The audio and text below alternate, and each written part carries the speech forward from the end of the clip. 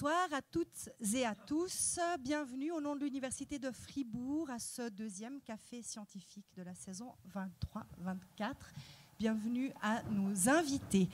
Je suis ravie de vous voir aussi nombreux. Un petit mot sur ce café un peu particulier. On touche des sujets complètement différents d'un café à l'autre dans tout le courant de l'année.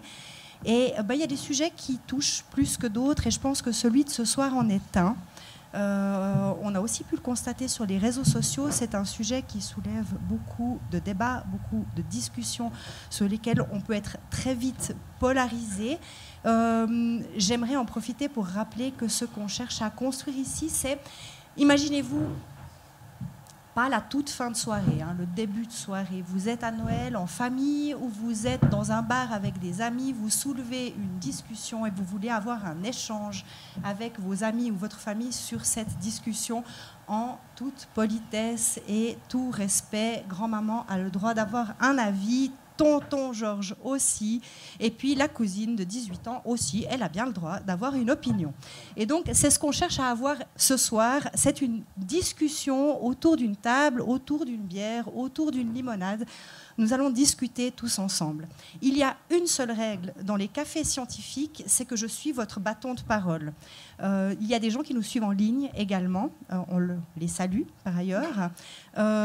Si vous souhaitez poser une question, faites-moi signe, levez la main, je viendrai vers vous, je vous passerai ce micro et vous pourrez intervenir, poser vos questions, partager vos anecdotes, vos ressentis sans problème avec nos invités. Donc vous êtes le 5e participant de ce café, mais s'il vous plaît, attendez simplement que je sois vers vous avec le micro pour que tout le monde puisse bien vous entendre.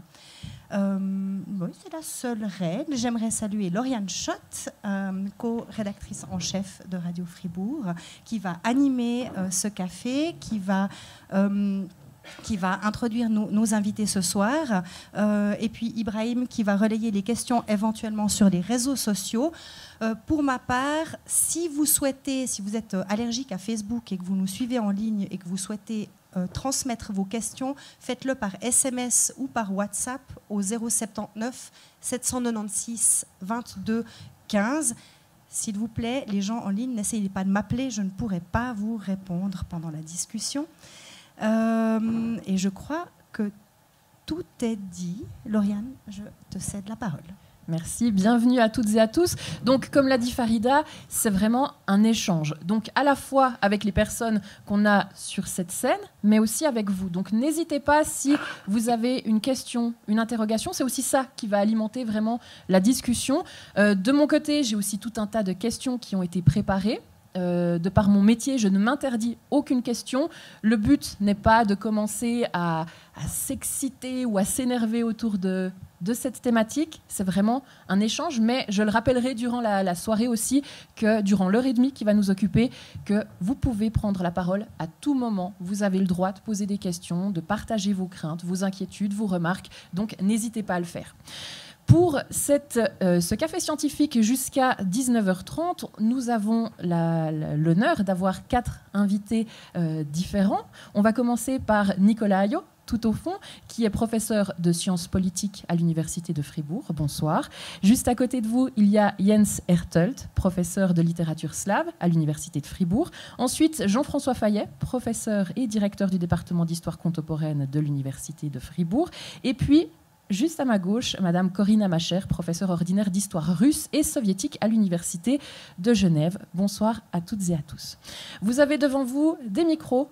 Prenez la parole dès que vous estimez que vous avez quelque chose à dire sur une question. Je pose des questions peut-être aléatoirement à chacun d'entre vous. Si vous voyez que ce n'est pas votre domaine de prédilection ou si vous voyez que vous n'avez rien à dire par rapport à cette thématique, il n'y a pas de gêne. Pareil, si vous posez des questions et nos invités ne peuvent pas y répondre, ce n'est pas qu'ils n'ont pas envie d'y répondre, c'est simplement qu'ils ont des domaines d'activité qui sont très spécifiques.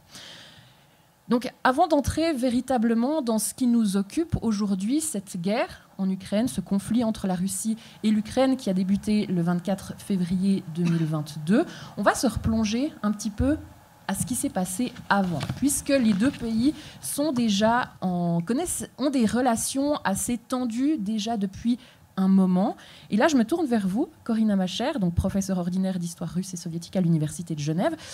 comment ça se fait qu'il y avait déjà des tensions entre l'Ukraine et la Russie ? Bonsoir à toutes et à tous. Quand vous parlez de tension, vous pensez à quelle période? Parce que on peut remonter à des périodes très anciennes, on peut remonter à la période soviétique ou bien à la période déjà de l'indépendance. On va peut-être se contenter d'abord de la période de l'indépendance, celle qui est la plus proche. D'accord, ok. Alors, des tensions qui sont montées je dirais, de façon très lente, parce que les tensions ne sont pas apparues de façon violente dans les années 1990. Il y a assez rapidement des questions... Il y a des tas de questions qui sont apparues, mais des questions déjà d'interprétation de l'histoire. Par exemple, les gros points de contentieux, c'était évidemment la question du Holodomor, de la famine en Ukraine, pas seulement en Ukraine, mais en particulier en Ukraine dans les années 30, qui a suscité assez rapidement des polémiques et des discussions, des interprétations. Ensuite, il y a des trajectoires en fait, de ces deux pays indépendants qui se sont rapidement différenciés quand même. Et le premier gros morceau qui a vraiment fait très peur à la Russie, c'est évidemment la révolution orange en 2003, qui a fait venir au pouvoir en président pro-européen. Ça, c'était le premier gros événement qui a fortement inquiété la Russie, et en particulier Vladimir Poutine, qui s'était beaucoup investi pour que le candidat pro-russe remporte ces élections. Donc ça a été vraiment quelque chose qui a été vécu comme en échec très humiliant pour Vladimir Poutine. L'impression que l'Ukraine était en train de s'éloigner, non seulement d'un point de vue économique ou politique, mais d'un point de vue aussi sociétal, avec des sociétés qui ont vécu quand même depuis le début, enfin les années 90, des trajectoires assez différentes. Et puis, évidemment, le second moment, le moment le plus important, cela a été les événements du Maïdan en 2013-2014 qui ont marqué une rupture absolument fondamentale entre les deux pays, suivie par l'annexion de la Crimée et les événements dans le Donbass. Voilà, on peut peut-être revenir, je ne veux pas faire trop long. En sachant qu'on a le temps, on a 1h30 à disposition. Mais finalement, donc, les tensions entre ces deux pays sont là déjà depuis un moment. Vous le disiez, difficile de savoir de quelle période on va parler, puisqu'il y a des tensions déjà depuis très longtemps. Est-ce que la guerre, ce conflit vraiment qui a éclaté en 2022, c'était un peu quelque chose d'inévitable, Corinne Amacher, ou bien quelqu'un d'autre? Monsieur Fayet? Moi, j'aimerais bien dire un petit mot pour prolonger un peu ce qu'a dit. D'abord, une petite remarque sur laquelle, et nous partageons, je crois, toute cette interprétation, et insistent beaucoup tous nos collègues ukrainiens. La guerre, elle a commencé en 2014. Et nos collègues ukrainiens insistent beaucoup là-dessus. Et la plupart d'entre nous partageons cette hypothèse. L'Ukraine se retrouve au sein de ces tensions, mais quand même, j'aimerais dire qu'au-delà de l'Ukraine, la source des tensions, c'est quand même le refus de la Russie, dès 1991, d'avoir accepté, dans le prolongement de l'autodissolution, en fait, la perte de son influence. Et en réalité, par différents biais, d'abord par la communauté des États indépendants, puis par d'autres étapes, et tout ça s'est accéléré. En fait, ce qui est véritablement la source du problème, et je ne voudrais pas qu'on puisse donner une sorte d'équivalence, c'est quand même très clairement, parce que ça ne concerne pas l'Ukraine, ça concerne aussi d'autres pays, on peut parler de la Biélorussie, on peut parler de la Géorgie. En réalité, la principale source, à mon avis, des tensions, c'est quand même ce refus de la Russie d'accepter en fait une sorte d'indépendance, et que ces pays ne soient pas des pays qui soient uniquement dans l'orbite, cette idée très guerre froide qu'un certain nombre d'États continuent à maintenir, mais contre laquelle en fait la société a essayé de lutter, c'est-à-dire que le droit d'avoir une souveraineté, pas simplement pour la Russie, y compris pour les États qui sont issus de cette dissolution. Vous parlez de la guerre qui existe donc depuis 2014, mais alors pourquoi est-ce que nous, on se concentre, le monde entier se concentre sur ce 24 février 2022 ? Qu'est-ce qui a changé alors par rapport à 2014 ? Est-ce que peut-être Monsieur Ayot, Monsieur Hertelt ? Oui, pour différencier, on peut dire que Ce qui s'est passé le 24 février 2002, c'est l'invasion à grande échelle ou à pleine échelle, полномасштабное вторжение en russe, pour différencier cela de ce qui s'est passé déjà en 2014, quand en fait c'était déjà pratiquement l'armée russe. C'était pas, donc, on parlait toujours du côté russe de séparatiste, mais je pense que dans l'entretemps c'était évident, et d'ailleurs dans l'entretemps, même les médias russes ont mis ça en évidence, qu'à l'époque, c'était déjà des services secrets russes, c'était déjà l'armée russe, c'était déjà l'infrastructure russe qui a déclenché la guerre du Donbass qu'on a eue là. Et, donc, mais c'est un peu drôle. En Russie aussi, et du côté des poutinistes, il y a cette question, mais où vous étiez les derniers 8 ans, hein? Donc, qu'est-ce que vous avez fait ces derniers 8 ans? Donc, c'est vraiment ça. On joue avec cette différence entre ce qui s'est passé en 2014 et en 2022. Tandis qu'en Ukraine, c'est évident pour les Ukrainiens qu'on était en guerre depuis pratiquement la révolution ou le putsch de Maïdan. Ouais. Avec cette invasion russe, donc le 24 février 2022, qu'est-ce que Vladimir Poutine, la Russie tout entière, cherchait à faire? Peut-être Monsieur Ayot, vous avez une réponse? C'est une grande question. Là, il y a plusieurs théories à ça. Bon, le politologue dirait, première chose, c'est ce que notre collègue a déjà dit avant, Jean-François Fayet, c'est que pour la Russie, en tout cas, là, Poutine est certainement derrière lui, certainement une grande partie du peuple. L'idée est que la Russie a perdu énormément d'influence dans les dernières 20-30 ans. Et puis l'idée était aussi quand même depuis, si on suit un peu le discours de Poutine, depuis 10 ans, finalement de remonter sur la scène internationale, de revenir une grande puissance. Je pense que là, il y a un élément très important. Et puis en plus, après tout ça, c'est que finalement, vous posez la question pourquoi Poutine a fait la guerre. Bon, il y a des chercheurs qui disent qu'il n'y avait pas de nécessité, mais pour lui, c'était son grande obsession depuis 15 ans. Hein, mais la question de savoir aussi, est-ce que, là c'est intéressant, est-ce que Poutine était seul à déclencher cette guerre, ou est-ce qu'il avait derrière lui aussi toute une élite qui était d'accord? Et puis si on regarde aujourd'hui les sondages et tout, vous avez une majorité, depuis le début, une majorité de la population qui est complètement pour cette guerre. Alors, c'est pas que donc, cette idée que Poutine était peut-être, pendant la période du Covid, un peu complètement isolé, et puis il a complètement commencé à mijoter son obsession ukrainienne. C'est pas du tout ça, quand même. Hein. C'est depuis 10, 15 ans, 20 ans qu'il y a cette idée que l'Ukraine fait partie de la Russie. Alors que l'Ukraine dit le contraire. L'Ukraine dit Ukraine égale pas Russie, hein, alors que le Russe, une majorité, pense que les Ukrainiens, c'est des gens qui ne savent pas se comporter, qui devraient s'adapter finalement à nous, et puis qui devraient vivre avec nous. Hein. Oui, Corinna Macher.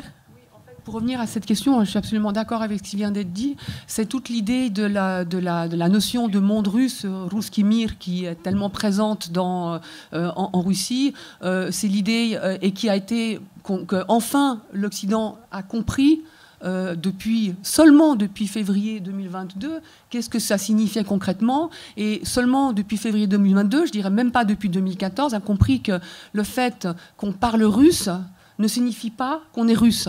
On peut être russophone en Ukraine sans se sentir russe, se sentir un patriote ukrainien ou une patriote ukrainienne, même en parlant le russe. Et ça a mis énormément de temps à passer hors de l'Ukraine. Ça a mis du temps. Maintenant, on commence à le comprendre, que voilà, on peut parler une langue sans se définir. Et ça, mais ça, c'est quelque chose qui, en Russie, est encore très présent. C'est la défense du monde russe. Et ce monde russe, pour le coup, il n'a pas de frontières. Il n'a pas de frontières clairement définies parce que ça touche l'Ukraine, ça touche la Biélorussie, ça peut toucher la Géorgie, l'Arménie, les pays baltes. Et ce flou, c'est l'idée que la Russie n'a pas de frontières, et c'est ça évidemment qui est extrêmement dangereux. C'est ce côté, c'est ce principe civilisationnel en fait. La deuxième chose, c'est qu'il y a une deuxième notion qui se double de celle-là, c'est la question de l'OTAN. Et la Russie joue toujours, en fonction du contexte, utilise une notion ou alors une autre. La question de l'OTAN, de l'encerclement de l'OTAN, que voilà, on est entouré par des États qui sont anti-russes et qui veulent nous étouffer. Donc l'idée qu'on ait une forteresse assiégée et qu'on ait forcément une victime de l'histoire, ce qui, pour le coup, fait oublier le fait qu'on a soi-même réaliser un certain nombre d'actions qui ne sont pas du tout des actions qui sont de type victimaire. Et donc on a ces deux principes, la question civilisationnelle et la question géopolitique, et les deux sont utilisés en fonction en fait des moments. Nicolas Ayo, ou bien Jean-François Fayet, vous avez la parole. Allez-y Nicolas Ayo, on va trancher. Et puis, il faut rajouter la question des régimes, n'est-ce pas? On n'a pas touché ça. Le politologue s'intéresse aussi au régime, n'est-ce pas? Depuis 30 ans, l'Ukraine a choisi un autre chemin, n'est-ce pas? La Russie et l'Ukraine se différencient déjà au niveau du régime déjà depuis les années 90, en tout cas 2000. En tout cas, hein. La Russie est devenue une dictature assez excessif, et puis l'Ukraine finalement était donc sur la voie de la démocratisation depuis longtemps, et puis un processus de réforme qui a été freiné par la guerre. Jean-François Fayet, vous vouliez compléter? Oui, 2 points. D'abord, souligner que le point que le mot civilisation est effectivement très important. J'ai écouté récemment le discours de Valdai, 3 heures. En fait, Poutine ne prononce jamais le mot frontière. Puis quand il le prononce, c'est pour dire, en réalité, les civilisations, c'est plus important que les frontières. D'ailleurs, ça dépasse les frontières. Donc, déjà, c'est très important la relativité. S'agissant de pourquoi, dans ce moment, il me semble qu'il y a quand même un petit concours de circonstances. Un a été souligné, et c'est une force longue, et à mon avis, c'est le plus importante. La vraie peur pour Poutine et pour le régime, c'est pas l'OTAN. C'est l'aspiration de la société ukrainienne. Et moi, j'utiliserais même pas le terme démocratique, parce qu'en réalité, c'est très ambigu dans le contexte russe, parce que ça a été dit d'une certaine façon, il peut être élu, mais aspiration à une société pluraliste. Et en fait, mon sentiment, et en fait, je suis allé en Ukraine en septembre 21, et ça me semblait évident, je me suis dit, mais chaque jour qui passe, chaque jour, ça se voit que cette société, au-delà du régime qui était plein de défauts et tout ça, mais la société, elle aspire à quelque chose de différent, et ce différent, c'est le contre-modèle de la Russie. Il y avait dans la conscience des Ukrainiens l'idée que nous, on va être pluraliste parce que c'est justement pas ce qu'est la Russie. Je dirais que d'une certaine façon, le temps de la paix, d'une certaine façon, ou d'une non-intervention massive, jouait contre la Russie. Chaque mois, chaque année qui passait, l'Ukraine était à la fois plus forte potentiellement militairement, puis aussi potentiellement plus pluraliste et moins intégrable à la Russie. Premier facteur. Le deuxième facteur, très rapidement, je pense qu'il est tombé dans le propre piège, dans un engrenage qu'il a lui-même créé. Il est parti, ça arrive souvent dans l'histoire, en fait, d'une analyse qui était celle de la faiblesse des États-Unis à la suite de la retraite américaine, on pourrait même parler de débandade, il n'y a pas d'autre terme, en Afghanistan. Et en fait, sur la base de cette appréciation, il dit qu'il y a une faiblesse, et donc il a fait monter les enchères, il a lancé cette proposition de décembre, qui est un véritable ultimatum. Aucun gouvernement ne pouvait accepter cette forme d'ultimatum. Le problème, c'est que ça faisait 6 mois que ces troupes, elles étaient le long de la frontière. Vous lancez un ultimatum, c'est pas facile de dire aux troupes, vous rentrez à la maison, puis on n'a rien obtenu. Donc paradoxalement, si on cumule les facteurs, à la fois chaque jour qui passe, l'Ukraine, elle s'écarte de nous. En réalité, la société ukrainienne s'écarte de nous. Et puis, deuxièmement, on a fait monter la pression, il n'y a pas de réponse. Et comme la totalité de la légitimité de mon pouvoir repose sur l'idée que les Russes font de ma puissance à l'extérieur, et là, disons-le franchement, Poutine, il s'est pris un vent, il était pris d'une certaine façon, me semble-t-il, dans le propre piège qu'il avait construit. Je rappelle peut-être juste encore dans le public, n'hésitez pas à prendre la parole, ce café scientifique est aussi là pour vous. On a une question là-bas au fond, je laisse juste Farida le temps de venir vers vous et ce sera donc à vous la parole. Merci monsieur d'ouvrir le bal du coup des questions du public. On vous écoute. Merci. J'ai une question très naïve, juste pour que je comprenne un peu, à part un ou deux moments, ou peut-être après la Révolution, il y a peut-être eu un moment ukrainien, mais est-ce que ça existait l'Ukraine comme pays? Parce que j'ai bien aimé ce que vous disiez, l'aspiration multipartite à faire, mais est-ce que maintenant ils font nation d'une certaine manière? Bien, ça existe vraiment, l'Ukraine. Merci. Parce qu'on parle des frontières, mais dans le fond, je ne sais pas trop. Qui est-ce qui voudrait répondre à cette question? Est-ce que l'Ukraine existe comme... L'Ukrainien a été reconnu au niveau international, y compris par la Suisse en 1991. Donc, quelle est exactement votre question? Une république soviétique, socialiste, fédérative soviétique à l'intérieur de l'URSS. Et donc reconnue également comme par l'URSS, par le pouvoir soviétique, comme digne d'avoir sa propre république. Donc avec une langue, avec une culture, avec une littérature, etc., une histoire également. Et qui, comme nombre, de peuples issus de l'Empire russe, au même titre que les Finlandais, les Arméniens, les Géorgiens, les Biélorusses, ont une aspiration à l'identité nationale, qui est celle de tous les peuples. Et effectivement, chaque fois qu'ils ont eu l'occasion, il y a eu déjà une première tentative d'État ukrainien en 1918. À l'époque, la géopolitique était tout à fait à l'encontre des Ukrainiens, puisque le souci prioritaire des puissances, y compris des Polonais et des Français, c'était de faire un mur contre la Russie soviétique. Et du coup, par exemple, quand s'est posé la question d'un État ukrainien qui aurait pu se poser dans le cadre de la conférence de la paix qui a eu lieu à Paris à la suite de la Première Guerre mondiale, où la plupart des nations qui sont issues de l'effondrement des empires, parce qu'à la fin de la Première Guerre mondiale, il y a eu un effondrement d'une multitude d'empires, des nations ont essayé de se constituer en État. C'était déjà une aspiration des Ukrainiens, mais à l'époque, ils sont passés au perte et profit parce que la géopolitique internationale, on pourrait dire la même chose pour les Kurdes, font partie de ces nations qui ont été sacrifiées. Mais il y a vraiment déjà une tradition ukrainienne, une revendication d'État. Et là, depuis 30 ans, quoi qu'en pense Poutine, l'Ukraine était un État indépendant, reconnu sur la scène internationale. Je ne sais pas si ça...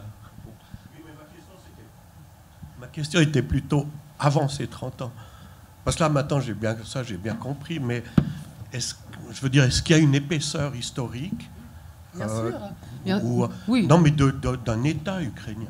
Oui, mais vous savez, il y a énormément d'États qui existent aujourd'hui et qui n'ont pas existé en tant qu'État indépendant depuis fort longtemps. L'Ukraine est un exemple parmi d'autres, mais on pourrait mentionner beaucoup d'autres exemples. Après, évidemment, que tout le discours russe, c'est de nier qu'il y a une existence que l'Ukraine existe en tant que nation. Et donc ça veut dire, et ça remonte à très loin déjà à l'époque tsariste, puisque on va peut-être pas remonter trop loin, mais si on peut parler de la Rousse de Kiev, on peut parler de la Rousse de Kiev, on peut parler des proto-États cosaques, toutes ces choses-là qui sont très importantes pour la conscience ukrainienne.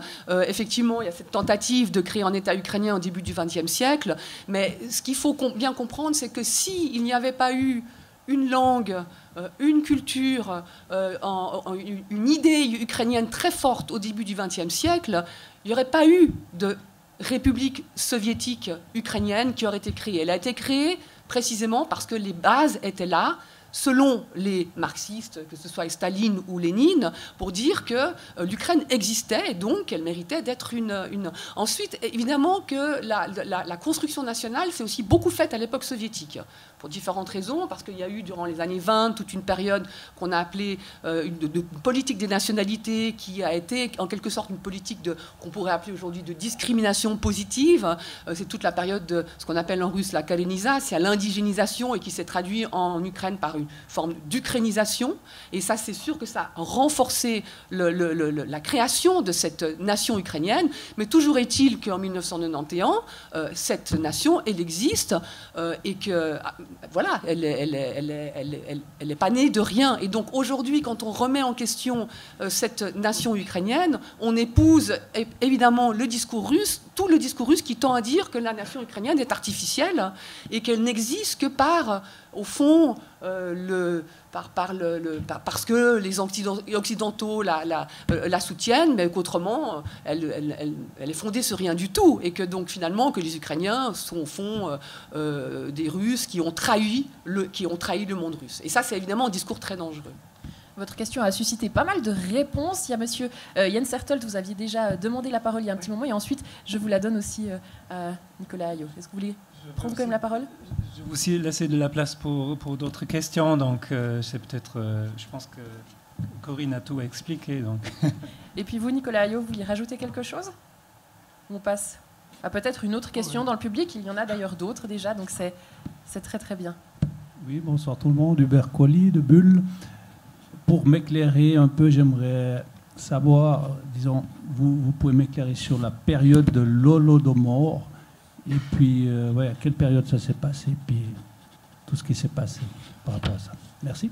Qui est-ce qui peut éclairer ce monsieur sur cette période? Je fais volontiers. Jean-François Fayet. Alors, en fait, en 1931-32, il y a un grand cycle de famine qui touche l'Union soviétique, plusieurs régions. Ça touche principalement l'Ukraine, mais ça touche aussi le Kazakhstan et la base Volga, c'est-à-dire que ça correspond aussi à des territoires russes. C'est une famine qui est dans un premier temps, vous me laissez quelques instants, parce que c'est complexe, je vous fais le tableau, qui est dans un premier temps largement liée en fait à la désorganisation en lien avec le grand tournant, c'est-à-dire la collectivisation des terres, qui est véritablement ce qu'on appelle la troisième révolution, lorsqu'on oblige les paysans à rejoindre des structures collectives. Et ça crée une telle désorganisation des déplacements de population que c'est un premier facteur. Et dans un deuxième temps, ce qui a été très bien démontré par Nicolas Werth, dans le cas spécifique de l'Ukraine, c'est pas ce qui se passe pour cette partie de la disette famine qui touche les populations russes et qui touche le Kazakhstan. Dans le cas de l'Ukraine, en fait, la famine qui était liée à qui n'était pas dans un premier temps intentionnelle, qui était liée à la désorganisation résultant de ça, a été intentionnellement accentuée par deux décisions. La première consistant à continuer à augmenter les réquisitions au tel point, spécifiquement l'Ukraine, au tel point en fait que les paysans ukrainiens devaient fournir ce qui allait devoir être utilisé pour planter l'année suivante. Donc là, il y a quelque chose d'acte intentionnel. Et deuxième acte, ils ont bloqué l'accès aux gares, c'est-à-dire que les populations ukrainiennes ont été privées de la possibilité. Donc là, on a le cadre d'une famine dont les origines, dans un premier temps, ont touché plusieurs territoires, mais dans le territoire spécifique de l'Ukraine, il y a eu une accentuation. Et là où, en fait, les Ukrainiens parlent d'un phénomène qui vise à l'élimination des Ukrainiens, c'est qu'en Ukraine, ça s'est accompagné aussi de l'élimination des élites.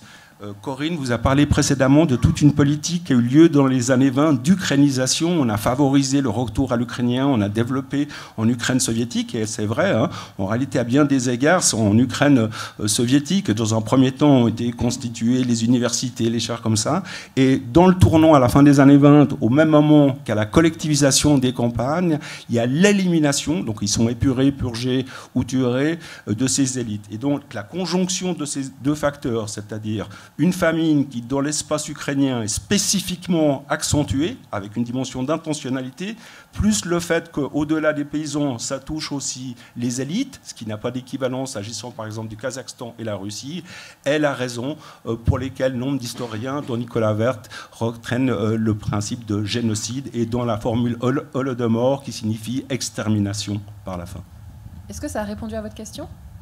Il y a encore d'autres questions dans le public, monsieur? Oui, une question par rapport au sentiment national ukrainien ou ce que constitue l'Ukraine.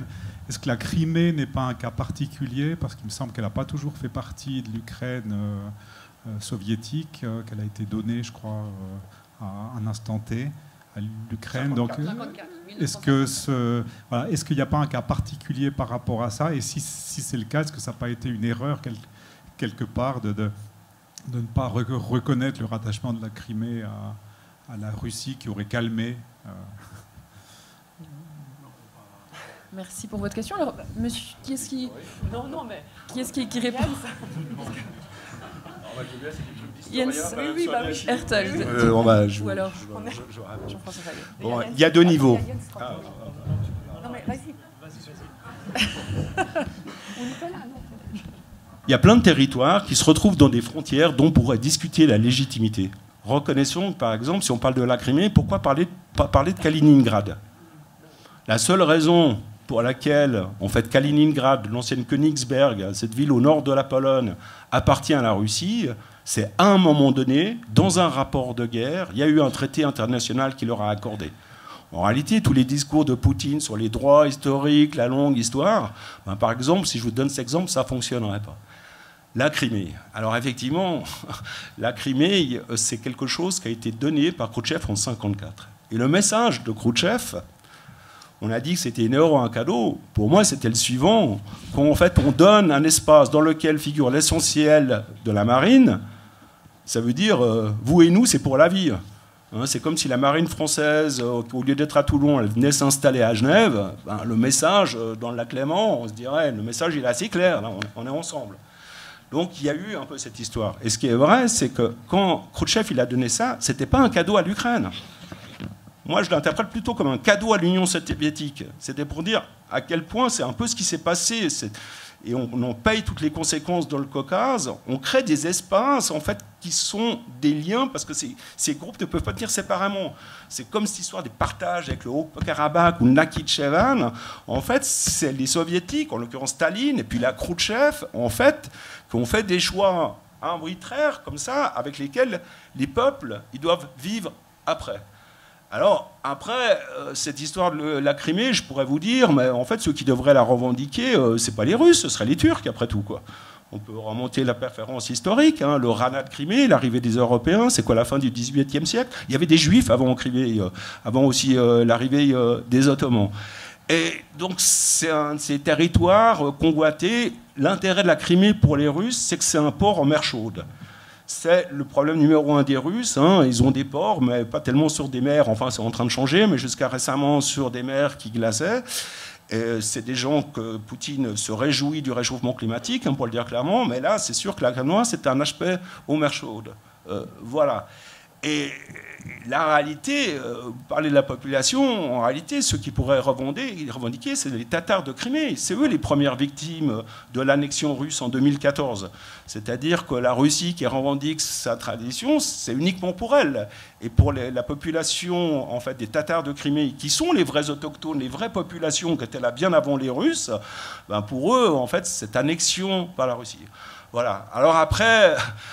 Est-ce qu'on aurait pu faire mieux? Bien évidemment, à un moment, peut-être, je ne sais pas, on aurait pu imaginer un statut international. Par ailleurs, la sécurité d'un pays comme le nôtre ne repose que sur le droit international, aussi au bout d'un moment, quoi. Donc, en fait, le facteur des arguments historiques, au bout d'un moment, il était inacceptable d'avoir une reconnaissance, en fait, de cette annexion d'un coup de force par rapport à un statut. Alors après, d'une certaine façon, ces populations ont hérité d'un problème des soviétiques. Voilà. Donc les Russes peuvent le revendiquer, les Ukrainiens peuvent le revendiquer, en réalité les Turcs pourraient le revendiquer. Il fait que l'histoire a fait qu'à un moment donné, ce territoire se retrouve dans les frontières internationales de l'Ukraine. J'ai envie de dire que ça a été un cadeau empoisonné pour les Ukrainiens, quoi. Voilà, et de cette histoire, personne peut être satisfait, quoi.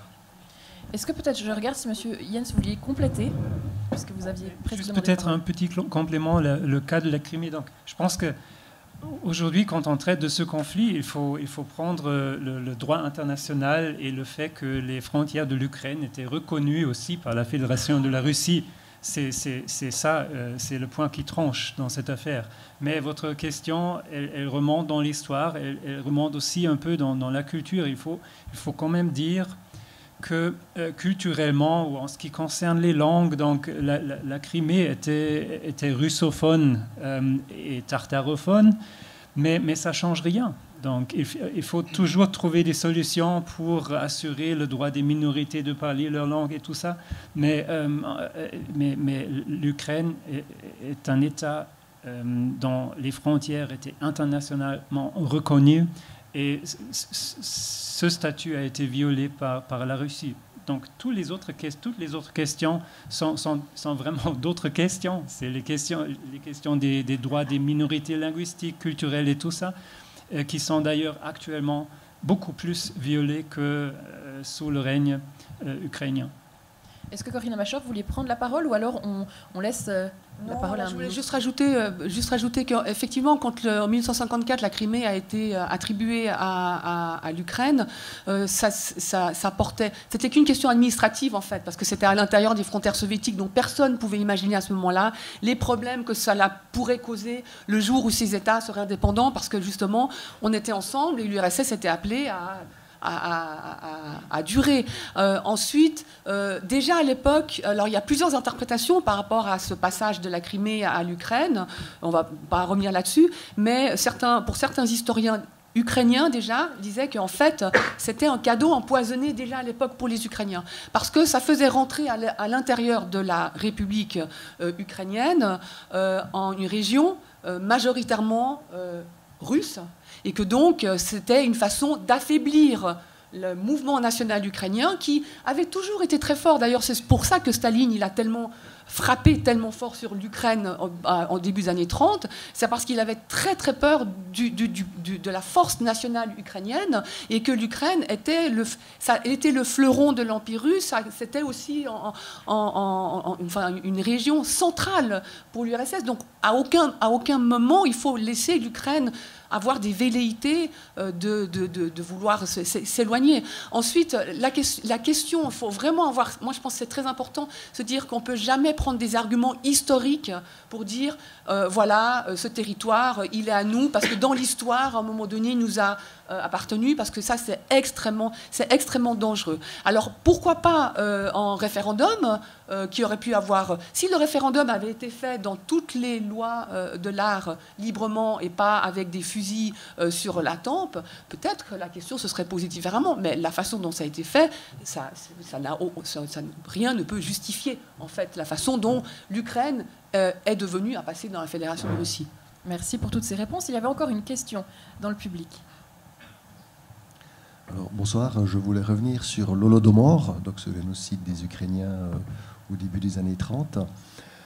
Si j'ai bien compris, vous allez me corriger, bien sûr, c'est qu'il y a probablement plusieurs, voire plusieurs millions peut-être, en tout cas centaines de milliers d'Ukrainiens. 7 millions. Voilà, ben voilà, c'est beaucoup qui sont morts. Et alors, je reviens au Donbass. Donc au Donbass, apparemment, il y a eu beaucoup de morts. Et en réalité... c'était une région assez industrialisée, le Donbass, dans toute la Russie, l'Union soviétique. Hein. C'est là qu'il y avait Stakhanov, voilà, etc. Et donc, une fois qu'il y a eu beaucoup de morts suite à ce génocide, eh bien, il y a des Russes, des vrais Russes de Russie qui sont venus habiter là. Du coup, il y a eu une russification. Et ensuite, on justifie après l'idée du séparatisme, etc., voilà, ils sont russes, il faut qu'ils reviennent à la Russie. Mais en réalité, comme j'ai compris, c'est un résultat de l'Holodomor, cette russification. Est-ce que c'est bien ça? Est-ce que c'est donc bien ça? Corinna Machov. Alors, il y a eu effectivement, quand après tous ces millions de morts en Ukraine, on a fait venir des personnes d'autres régions mais encore une fois, et alors? Enfin, je comprends votre question, mais par contre, dans le Donbass, la population a toujours été russophone. Voilà, depuis déjà au XIXe siècle, quand c'est devenu le fleuron industriel de l'Empire tsariste, les ouvriers qui travaillaient là venaient de Russie, et les campagnes en Ukraine étaient ukrainiennes. Et donc, au niveau de la langue, donc ça se joue déjà, cette question de russification de cette région, elle est beaucoup plus ancienne en fait, elle date déjà de la seconde moitié du XIXe siècle. Mais c'est vrai que l'Ukraine, on a des régions qui sont très différenciées, avec des régions qui sont russophones, d'autres qui sont plus ukrainophones, la Crimée russophone, mais encore une fois, ça n'explique pas, par exemple, pourquoi une ville comme Dnipro, qui est une ville russophone, est devenue aujourd'hui un bastion de la résistance à la Russie. Donc voilà, la question de la russophonie répond pas à toutes les questions. Merci. Une autre question dans le public? On vous écoute, monsieur. Oui, merci. J'aimerais juste revenir sur la question de... C'est bien qu'on s'est rendu compte que c'est pas parce qu'on parle russe qu'on est russe. c'est quelque chose qui, je pense, nous parle ici. Hein, on parle français, il ne faut pas nous appeler français, quoi. Mais du coup, on parlait aussi de la pluralité finalement de l'Ukraine. Est-ce que ce ne serait pas quelque chose d'intéressant en fait de la part de l'Ukraine de finalement reconnaître le russe comme langue nationale pour un peu couper l'herbe sous le pied de Poutine qui dit que justement les Russes sont opprimés, enfin je veux dire, et de faire finalement d'avoir des Ukrainiens qui participent en fait à l'agrandissement en fait de la culture russophone, pas de la culture russe mais de la culture russophone, de se dire on a des auteurs qui étaient ukrainiens, qui ont écrit en russe. Est-ce que justement de ne pas reconnaître cette langue nationale russe et reconnaître finalement ce droit d'une minorité, je crois que c'est à peu près 30% de la population qui parlait russe, de pouvoir s'exprimer en russe tout en restant ukrainien finalement? Mais les Ukrainiens, en Ukraine, on a toujours pu s'exprimer en russe. Ça, c'est aussi une construction des Russes, de dire, voilà, la langue russe a été brimée en Ukraine. Il faut quand même se rappeler que c'est la langue ukrainienne qui a été brimée dans le territoire, ce qui viendra le territoire ukrainien au XIXe siècle déjà, avec l'interdiction dans les années 1860 d'imprimer des textes en ukrainien. Ensuite, lorsqu'il y a eu l'ukrainisation, ça ne veut pas dire que le russe est resté la lingua franca en Ukraine.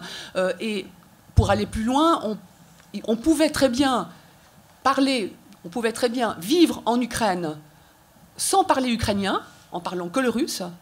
Par contre, le contraire n'était pas possible. C'est-à-dire, on n'avait pas besoin, forcément, dans les années 60, 70, 60, 70, si on ne parlait pas ukrainien, on s'en sortait très bien en Ukraine. Par contre, si on ne parlait pas le russe, on s'en sortait beaucoup moins bien. Au niveau de l'accès à certaines professions, le fait que la langue russe, il y a eu une russification très forte dans les années 60, 70, 80, et la langue russe n'a jamais été interdite en Ukraine. Si vous voyagez, enfin, on a tous ici voyagé en Ukraine souvent. Moi, toi, tu as été en Ukraine en 21, moi j'ai été en Ukraine en 20 ou 19 et même plusieurs fois. J'ai jamais eu besoin une seule fois de parler ukrainien. Et nulle part. Et donc, je pense que cette question-là, c'est aussi été une construction de vouloir dire, voilà, la langue russe a été brimée. En Crimée, on n'a jamais obligé personne à parler ukrainien. Jens, vous voulez compléter ? Oui, donc j'ai peut-être compris la question un peu autrement, car ce n'était pas question d'une vraie suppression, c'était plutôt la question, si j'ai bien compris, si c'était prudent de la part de l'Ukraine de déclarer dans la constitution de l'État indépendant ukrainien une seule langue nationale dans la constitution de l'État, et c'est bien la langue ukrainienne. Donc, dans les faits, dans la société, il y avait la pluralité dont vient de parler Corinne. Mais donc, cette question linguistique, et Thomas Fribourg, on sait qu'on aime bien le bilinguisme et le plurilinguisme, on aime tout ça, mais on sait très bien que la langue, ça peut très rapidement devenir une arme, car c'est lié à l'identité. Donc, et cette arme a été reconnue et comprise comme telle par Moscou et a été utilisée depuis l'existence de l'Ukraine indépendante. Je ne parle plus de la situation avant, car elle a été très bien expliquée par Corinne. Vraiment, la langue ukrainienne avait été opprimé par l'Empire russe, par l'Union soviétique. Mais donc, à l'époque, on aurait peut-être pu trouver d'autres solutions. C'était vraiment la question qui a divisé la société ukrainienne. Et donc, moi, je pense que l'élection de Volodymyr Zelensky, avec, je ne sais pas, il avait combien de pourcents, 70 ou 75%, c'était encore un effet, car les russophones pouvaient se rallier derrière un tel président qui était d'origine d'une famille russophone. Mais je pense que ce n'était pas possible dû au fait que Moscou a essayé d'exercer une influence sur chaque seule élection parlementaire en Ukraine indépendante, toujours en utilisant cette arme de la langue contre l'existence de l'État ukrainien. Donc, et c'est pour ça que du point de vue des Ukrainiens, c'était c'était important de marquer qu'il y a une... Donc, moi, je suis très, très divisé sur cette question, mais je pense que dans la pratique, c'était pratiquement impossible d'agir autrement. On a certainement commis des erreurs, mais c'est très difficile d'avoir ce genre de voisins.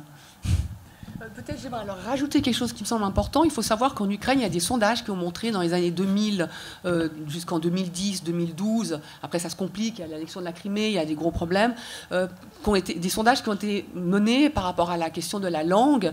Et il se trouve que la question de la langue a toujours été perçue comme une question qui était secondaire en Ukraine par rapport aux questions de difficultés de la vie, des questions sociales, des questions économiques. La langue était vraiment quelque chose de secondaire parce que précisément ça posait pas...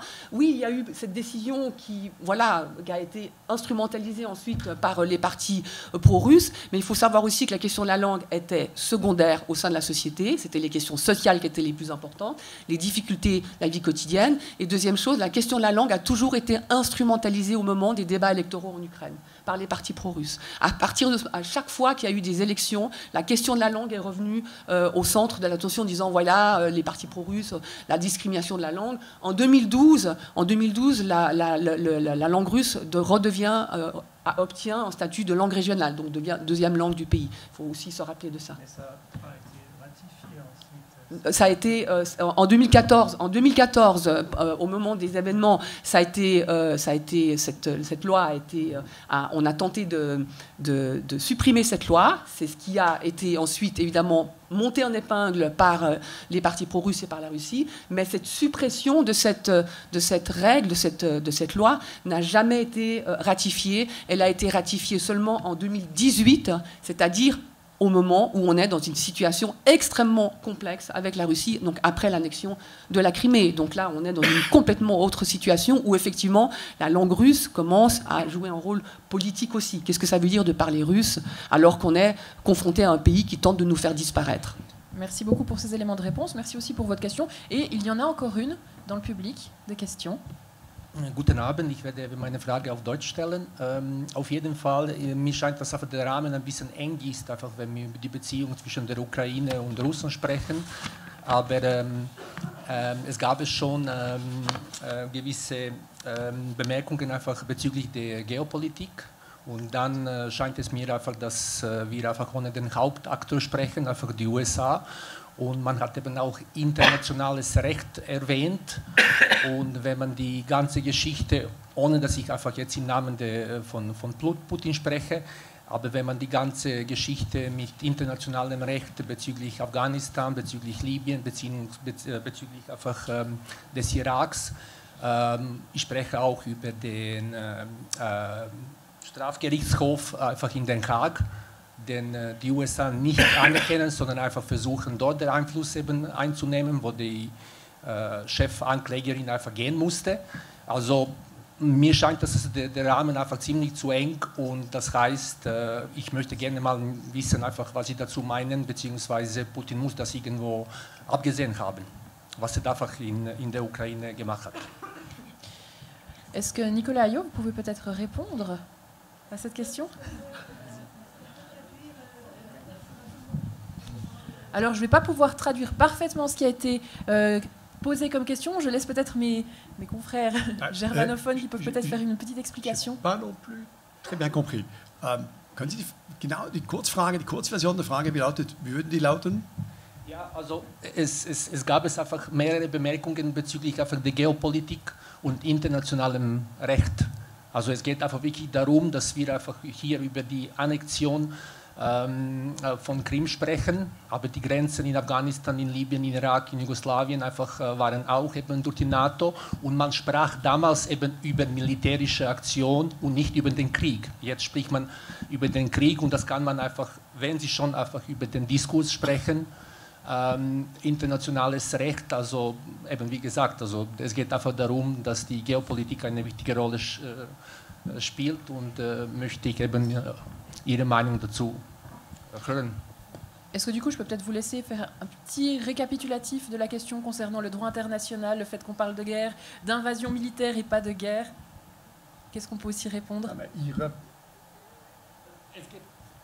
geht mir wirklich darum, einfach, dass das geopolitisch ist eigentlich ziemlich autokrat von der NATO, von der USA. Deshalb frage ich mich, was meinen Sie dazu, was die weite Geopolitik angeht und die Rolle der USA in diesem...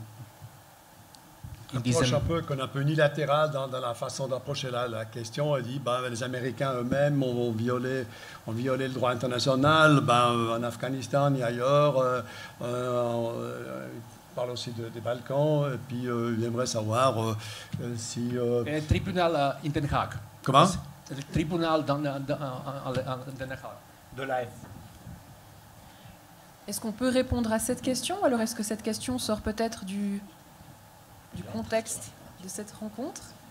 Vous êtes les experts là-dessus. Oui, mais c'est pas comparable, n'est-ce pas? Donc vous allez dire finalement, on peut mettre on peut mettre la guerre, ou bien ce que Poutine a fait, l'agression criminelle de la violation du droit international commis par Poutine. Vous voulez la comparer avec ce que les Américains ont fait en Afghanistan. J'ai bien compris, n'est-ce pas? Donc moi, je suis pas d'accord. Le contexte est complètement différent. Ici, vous avez dans les Balkans, la situation est complètement différente. En Afghanistan, elle est complètement différente. Là, dans ces contextes-là, les Américains ont été appelés à intervenir pour des raisons X. Mais ici, vous avez le cas absolument unique dans l'histoire européenne d'un pays qui a été agressé, par un autre État, par la Russie. Et la communauté internationale, donc tout simplement, a le droit. Donc même l'obligation d'assister à l'Ukraine pour qu'elle puisse se défendre. Là, c'est quand même une autre logique que celle que vous voulez comparer. Je pense. Mais je ne sais pas ce qu'on peut dire là, sinon. Hein. Si ça vous convient, on va continuer sur le sujet du coup Russie-Ukraine. Où est-ce qu'on en est aujourd'hui? Je vous invite toujours, si vous avez des questions, à continuer à les poser. On a parlé donc de tout cet historique autour des relations entre l'Ukraine. On a juste une question là devant. Ah, il y a aussi une question là-bas. Pardon. Alors, à vous la parole. C'est une confirmation. Je reviens à cette question de langue, ukrainien et russe. Moi, j'ai 2 réfugiés ukrainiens à la maison depuis avril 2022. Ils ne comprennent pas pourquoi on fait un plat avec ces questions de langue. Ils parlent, eux, ensemble, c'est un couple. Des fois, ils switchent, ils parlent russe. La maman habite en Russie, une de ses sœurs habite en Russie, ils ne comprennent pas du tout. Et simplement, ce que moi j'ai compris, effectivement, que les Ukrainiens comprennent le russe, mais les Russes ne comprennent pas l'ukrainien. C'est comme les Allemands et les Schweizerdeutsch. C'est exactement ça. Jens, vous voulez réagir à cette remarque? Oui, juste une petite remarque. Donc, dans les villes de Fribourg, j'ai mon bureau ici au centre, on entend beaucoup de Russes. Et ce n'est pas des Russes qui parlent le russe ici à Fribourg, c'est des Ukrainiennes et des Ukrainiens. Parce que Poutine, quand il a décidé de sauver les russophones et les Russes de l'Ukraine, il a commencé par tirer dessus. Donc les gens qui proviennent de ces régions, majoritairement russophones, si on veut dire, ont dû s'enfuir. Et pour ces gens, ça ne pose pas de problème. Mais il y a un autre point là-dedans, c'est le fait que je pense que la situation va changer en Ukraine, car Poutine a beaucoup fait pour donc stabiliser le statut de la langue ukrainienne comme symbole de l'identité ukrainienne, et autour de cette identité, les gens sous menace vont maintenant se rassembler. Donc probablement la situation va changer, et je connais personnellement aussi des Ukrainiennes ici à Fribourg qui parlent russe avec moi parce que moi je comprends l'ukrainien, mais je n'arrive pas à parler ukrainien, donc c'est leur gentillesse, mais en principe elles ont switché. Donc en principe, en famille, elles préfèrent maintenant parler ukrainien, car le russe, c'est maintenant très très lié à cette agression. Ouais. C'est juste un petit complément à votre observation qui est importante et parfaitement pertinente. On peut faire d'ailleurs le lien entre l'attachement des Ukrainiens à la langue et leur rapport à la construction nationale. Disons-le franchement, peu de personnes, plus que Poutine, ont plus contribué à la prise de conscience de ce que c'était d'être ukrainien. Et on voit que chaque année, chaque événement, chaque crise qui se passe a conforté. Et effectivement, j'aimerais le dire, et c'est très intéressant la remarque, les gens que nous entendons parler russe en ce moment chez nous sont pour la plupart effectivement des gens qui viennent des territoires de l'Est. Et je fais la même remarque, j'ai une collègue.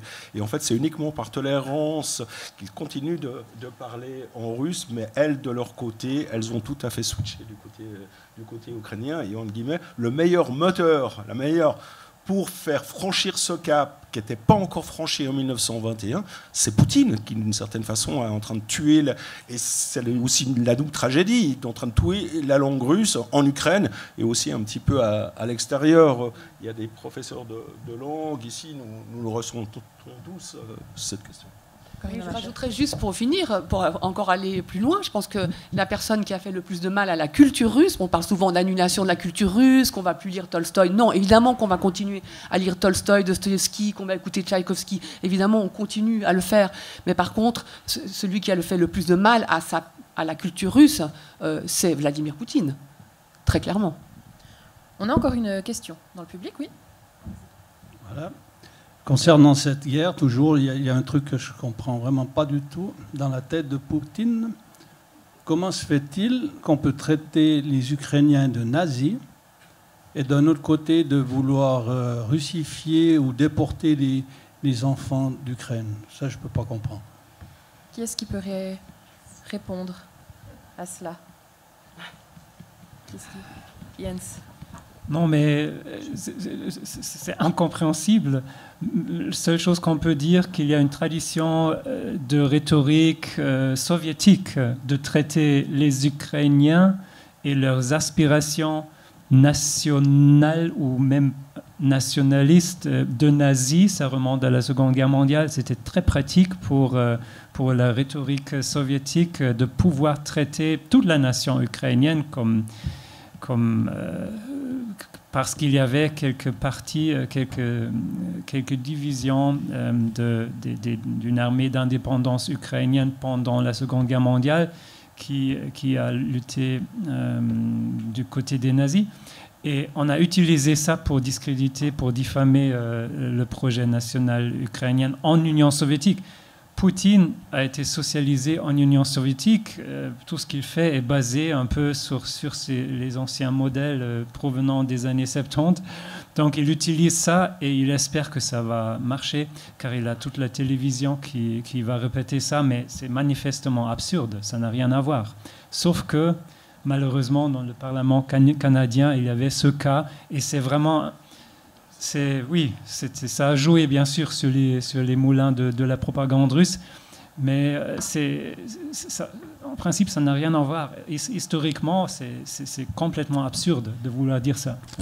Est-ce que je peux rajouter quelque chose? Alors ici, il faut peut-être aussi se rappeler qu'effectivement, en Ukraine, il y a eu des formations qui ont collaboré avec les nazis durant la Seconde Guerre mondiale, dans une situation très, très, très, très précise. On oublie, donc le discours russe fait oublier qu'il y a eu des millions d'Ukrainiens soviétiques qui se sont battus du côté avec l'Union soviétique dans l'armée soviétique pour lutter contre le nazisme, et que la majorité de la population ukrainienne a subi la violence du nazisme. Maintenant, il y a quand même une chose qu'il faut dire qui me semble complique, qui est un piège en fait, je pense, pour les Ukrainiens, c'est qu'effectivement il y a un héros national qui a été décrété héros national en 2010 en Ukraine, qui est Stepan Bandera. Stepan Bandera fait partie de ce groupe qui ont collaboré avec les nazis. Alors évidemment, c'est une tâche qui est très importante, et quand on a un héros national qui est Stepan Bandera, ça permet évidemment aux Russes de sauter sur l'occasion pour dire, mais vous voyez, le pouvoir commémore, glorifie une figure qui a collaboré avec les nazis. Et ça, évidemment, peut-être que ça aurait été mieux de choisir me semble-t-il, en autre héros national pour l'Ukraine. Il y aurait eu beaucoup d'autres figures qui auraient pu être choisies comme héros nationaux. Et ce qu'il faut dire aujourd'hui, c'est que, évidemment, le slogan « Gloire à l'Ukraine, gloire aux héros », c'est un slogan qui remonte aussi à l'époque de la Seconde Guerre mondiale et qui était utilisé par les combattants nationalistes ukrainiens. Et que c'est aussi, ça permet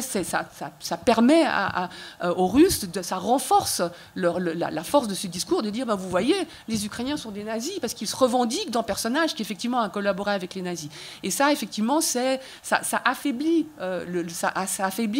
la vérité qui est que, effectivement, aujourd'hui, en Ukraine, les forces de l'extrême droite sont absolument minimes, bien moins importantes que dans un certain nombre de pays européens où l'extrême droite fait des scores durant les élections beaucoup plus importants qu'en Ukraine. On a encore une question dans le public. Merci beaucoup pour vos réponses. On vous écoute. Bonsoir. Moi, en gros, je voulais revenir un peu sur le rôle de l'OTAN, parce que, vous l'avez mentionné, en gros, comme seulement partie de la rhétorique russe.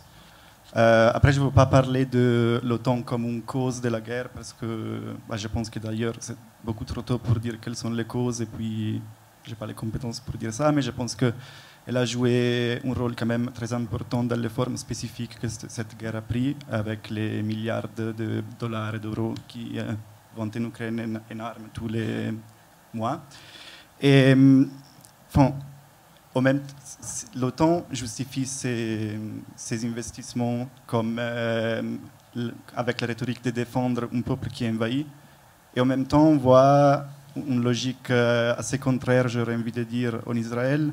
Et du coup, ce n'est pas aussi notre rôle en tant qu'intellectuel de dénoncer la rhétorique occidentale sur la guerre, parce que je pense que si on fait ce qu'on fait aujourd'hui, c'est aussi pour des raisons économiques qui vont être à bénéfice des États occidentaux et non pas de l'Ukraine, forcément. C'est un peu ça. Donc. Je pense qu'on ne va peut-être pas partir sur cet autre conflit en ce moment qui occupe aussi beaucoup la population Israël-Palestine. Mais quel est le rôle de l'OTAN aujourd'hui dans ce conflit Ukraine-Russie? Qui est-ce qui peut... Jean-François Fayet. Bon, je pense qu'il faut distinguer deux dimensions. Avant le conflit, depuis le conflit. Depuis le conflit, je pense qu'on peut que se féliciter. En tout cas, personnellement, je me félicite de l'appui inconditionnel de l'OTAN derrière l'Ukraine, quoi. Franchement, au-delà des Ukrainiens, je pense que c'était extrêmement important parce qu'on voit quand même depuis une dizaine d'années, chaque fois qu'il n'y a pas de réaction, chaque fois ça va plus loin après. Donc ça c'est le premier point sur après le conflit. Je vais remonter en avant sur avant le conflit. Avant le conflit. Est-ce qu'on aurait pu faire mieux? On en a souvent été au niveau du système international. Bien sûr qu'on aurait pu faire mieux. Mais j'aimerais quand même dire, je vais faire une comparaison, parce que j'ai souvent une question que me posent des étudiants entre c'est quoi l'OTAN par rapport à une alliance militaire avec la Russie. Au début des années 90, en fait, je voyage dans les États baltes, et moi je pensais qu'ils aspiraient qu'à une chose, c'est de rejoindre l'Union européenne. Puis non, en fait, je me suis rendu compte, en fait, ils n'avaient qu'une question en tête, c'était des copains lituaniens. Eux, puis c'était un peu choquant, bon, moi, jeune occidental, pas très pro-américain, je le reconnais. Eux, ils n'avaient qu'une idée en tête, en fait, c'était l'OTAN. Puis ils m'ont dit, regarde en face, il y a cette dune là qui s'appelle la dune de Klaipėda. C'est une sorte de dune du Pila qui permet de rejoindre la Lituanie à Kaliningrad. Puis ils m'ont dit, en fait, l'indépendance c'est pas mal, mais tant qu'en fait que les chars russes, donc on est après l'indépendance, en réalité, ils peuvent accéder en 2 heures chez nous. En réalité, cette indépendance, elle demeure fragile. Et en fait, c'était un choc. J'ai mis de la peine à l'accepter. J'ai même dû revoir, en réalité, la quasi-totalité des pays d'Europe de l'Est, avant de rentrer en Europe, ils voulaient d'abord rentrer dans l'OTAN. Et ça ne correspondait pas du tout à nos scénarios d'Européens de l'Ouest. Moi, je faisais partie des gens qui, après la guerre froide, ont considéré que peut-être ça aurait été le moment de partir sur autre chose. Et là, ce qu'on voit, parce que là encore une fois, c'est un peu comme la langue de la nation, l'un des contre-coups, c'est que des pays comme la Finlande, comme la Suède, qui étaient en fait à l'extérieur, en fait maintenant frappent à la porte vraiment. Puis là, on peut être atterré, on peut le regretter, mais on doit l'accepter. À l'inverse, vous avez vu comment ça s'est passé avec la Biélorussie? Rappelez-vous les titres dans les journaux. La Russie fait don à la Biélorussie d'armes nucléaires. Je n'ai pas souvenir que le Parlement biélorusse, comme en Suède ou en Finlande, il a pu voter. Poutine, il a installé ses armes nucléaires. Ce n'est pas un cadeau, ça veut dire, ben voilà, dorénavant, vous êtes militairement intégrés avec nous. Donc c'est quand même pour montrer, pour relativiser que l'OTAN, on peut parler comme un monstre qui domine, mais en réalité, quoi qu'on en pense politiquement, il est incontestable que les pays, et notamment toutes les ex-républiques soviétiques, pour eux, c'est important. Maintenant, s'agissant des causes de la guerre, et là, je crois qu'il y a une unanimité. Véritablement, ce n'est pas à cause de l'OTAN si tous les matins, les gamins en Russie sont obligés de se supporter un bourrage de crâne à l'alignement sur la guerre. C'est entre les Russes et les Russes, cette histoire. Et je vais le dire même, je vais aller plus loin sur cette question de la guerre. Je pense que pour Poutine, la guerre est devenue un but en tant que tel. C'est-à-dire, dans un premier temps, allez, on va à la conquête de l'Ukraine, après quelques villes, après le Donbass. Maintenant, je pense que c'est même plus ça. La guerre, en fait, c'est un objectif en tant que tel qui permet à Poutine de faire la vraie guerre qui l'intéresse, celle, je vais vous passer la parole, celle contre sa population. Et en parallèle, ce qu'on voit de l'agression à l'extérieur, en fait, il y a un durcissement quasiment quotidien à l'encontre de la population russe. Et cette guerre qui se pérennise, et moi je pense qu'il n'est pas en train de gagner, d'une certaine façon, il est déjà en train d'accepter l'idée qu'il ne va pas gagner, en tout cas pas comme il l'imaginait précédemment. En revanche, à l'intérieur, ça lui permet de renforcer la répression à l'égard de ces populations. Et je crois que c'est devenu le but ultime du pouvoir. Et à mon sens, ça a bien peu à voir avec le temps. Merci beaucoup pour cette réponse. Il y a aussi une question par là-bas. On vous écoute. Oui, je ne peux jamais la poser à quelqu'un puisque j'ai quelques-uns parmi vous. Ce que je ne comprends pas dans cette guerre, c'est pourquoi l'Ukraine a commencé à attaquer la Russie, c'est-à-dire des objets et surtout aussi donc, fait des victimes dans le territoire russe. Pourquoi elle... Donc, il y avait tout de suite la Russie qui attaquait donc en retour et davantage qu'avant. Donc, pourquoi elle utilise ces armes qu'elle a reçues pour attaquer la Russie, aussi fait des victimes à l'extérieur, alors qu'elle utiliserait mieux d'utiliser ces armes pour récupérer ces terroirs qu'elle a perdus. Moi, je trouve qu'elle n'aurait pas dû attaquer ça, parce que j'aurais pas voulu que un peu l'image de Zelensky soit un peu tachée par ça. Que Zelensky soit, oui, l'image soit ternie par cette agression qu'il fait lui-même, qu'il soit agresseur lui-même. Alors je ne sais pas pourquoi, à quoi ça lui sert. Nicolas Ayot, vous avez des éléments de réponse. Non, mais on peut être d'une opinion complètement différente. Hein. C'est une très bonne chose, on peut dire. Hein. Finalement, jusqu'à présent, la guerre, n'oublions pas quand même.